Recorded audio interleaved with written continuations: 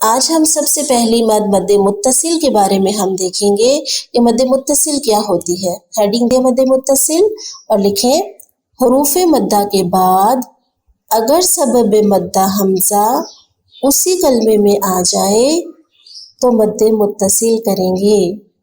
وہاں پہ کیا ہوگا؟ مد متصل ہوگی۔ حروف مدہ کے بعد سبب مدہ اسی کلمے میں آ جائے تو وہاں مد متصل ہوگی۔ متصل کا مطلب ہوتا ہے یعنی جڑی ہوئی، ٹھیک ہے، یعنی ایک ہی کلمے کے اندر دونوں چیزیں آ جائیں، حرف مدہ بھی اور سبب مدہ بھی۔ اور کتنا لمبا کریں گے اس کو؟ مد کو کتنا لمبا کرتے ہیں؟ 4 سے 6 الف کے برابر اس کو لمبا کیا جاتا ہے، ٹھیک ہے۔ اور ہم کیا کریں گے؟ 4 الف کے برابر اس کا لمبا کریں گے، بند مٹھی کر کے 4 انگلیاں کھولیں گے۔ اس کی مثال دیکھتے ہیں، بسم اللہ الرحمن الرحیم، جیم زبر الف مد ج، حمزہ زبر ا، جاء۔ اب یہاں پہ دیکھیے حرف مدہ کیا ہے؟ ہم نے حرف مدہ پڑھے تھے 3 الف واو ساکن یا ساکن، الف سے پہلے زبر، واو ساکن سے پہلے پیش، یا ساکن سے پہلے زیر۔ اب یہاں پہ الف سے پہلے زبر آ رہی ہے نا، حرف مدہ آ رہا ہے۔ اس کے بعد دیکھیں سبب مدہ میں سے کون سا حرف ہے؟ حمزہ، اور اسی کلمے میں ہے، یعنی ایک ہی حرف کے اندر یہ دونوں چیزیں موجود ہیں، لہٰذا یہاں کیا ہوگا؟ مد متصل، یعنی جہاں مد اور اس کا سبب دونوں ساتھ ایک ہی کلمے میں آئیں، یعنی متصل ہوں، جڑے ہوئے ہوں، تو وہ مد متصل کہلاتی ہے، ٹھیک ہے۔ اس کو بعض قاعدے میں مد واجب بھی کہتے ہیں، ٹھیک ہے۔ بہرحال آپ اتنا ذہن میں رکھیں کہ یہاں مد متصل آپ کہیں گے تو آپ کو سمجھ آ جائے گی، یعنی جڑی ہوئی۔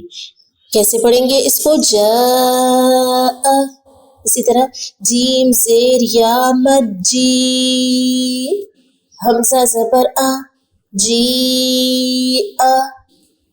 اسی طرح سین پیش واو مد سو، حمزہ زبر آ، سو آ۔ یہاں پہ بھی دیکھیں واو مدہ آ رہا ہے، واو ساکن سے پہلے پیش اور سبب مدہ حمزہ اسی کلمے میں۔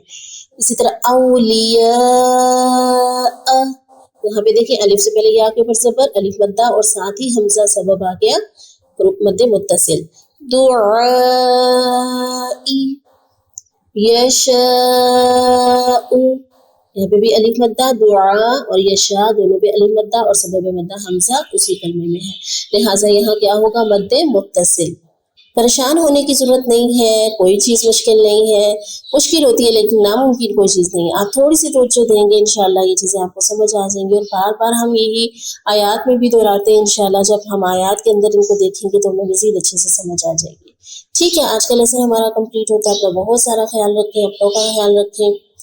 سبحانک اللہم و بحمدک، نشہد ان لا الہ الا انت، نستغفرک ونتوب الیک۔ السلام علیکم و رحمۃ اللہ وبرکاتہ۔